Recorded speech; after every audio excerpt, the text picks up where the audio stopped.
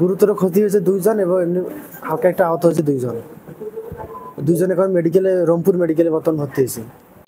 জমি নিয়ে দ্বন্দ্বে দুই পক্ষের সংঘর্ষ, এতে গুরুতর আহত হয়েছেন প্রায় 10 জন। এতে 2 জন গুরুতর আহত হওয়ায় রংপুর মেডিকেল কলেজে প্রেরণ করা হয়। আর এমন ঘটনা ঘটেছে লালমনিরহাটের হাতীবান্ধা উপজেলার সিঙ্গিমারি ইউনিয়নের 7 নং ওয়ার্ডের পকেট এলাকায়। আব্দুল হাকিমের ভোগদখলীয় জমিতে জোরপূর্বক গাছ লাগাতে যান একই এলাকার আব্দুল হামিদ ও আবু সাইদ নামে 2 জন ব্যক্তি।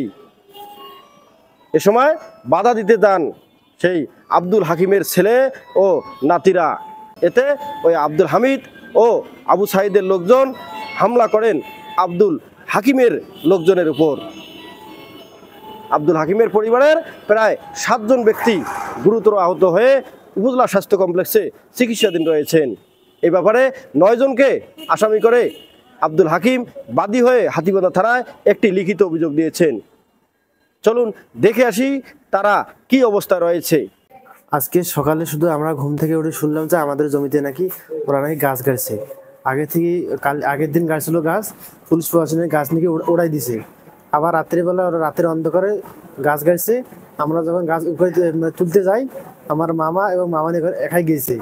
মামানিকে ওরা সবাই এলোপাতারি মার দিছে। তখন মামুক চটাইছে ওই বিরোধী দল আবু সাইদের দল, আবু সাইদ ওরা মারছে। পরে আমরা গেছি, আমাকে মারছে। গুরুতর ক্ষতি হয়েছে 2 জন এবং এমনি হালকা একটা আহত হয়েছে 2 জন। 2 জন এখন রংপুর মেডিকেলে বর্তমান ভর্তি হয়েছে। এই জমি আমার দীর্ঘদিন থেকে আমার বাপ দাদা পর্যন্ত এই জমি বরাবর খেয়ে আসতেছি, এই 50-60 বছর থেকে। এখন হঠাৎ করে একদিন আগে গাছ গাছছিল, অবশ্য থানা আলাদা সেই গাছ উখড়ি দিছি। ওরা গাছ ছিল, ওমার দ্বারাই উখড়ি দিছি দিয়ে আসি। এখন চুপচাপ এখন কালকে ফের আবার এইরকম আমরা আবার গাছ গাছি। এখন এই গাছ যাওয়া বাগান বাড়ি নাই গেইতে আর কি, গাছ বাড়ি নাই গেইতে ওরা ডাঙ্গা ছড়ি দিয়ে চোরা শুরু করে দিচ্ছে। ওরা হামিদ, বুলবুল, তারপরে হলে, শাহিন, আনন্দ, মতিজন, কে কয় ওই ওটার নাম বা কী কয় খেয়াল নেই, অনেক অনেক লোক নিয়ে আর কি এই মারা যায়।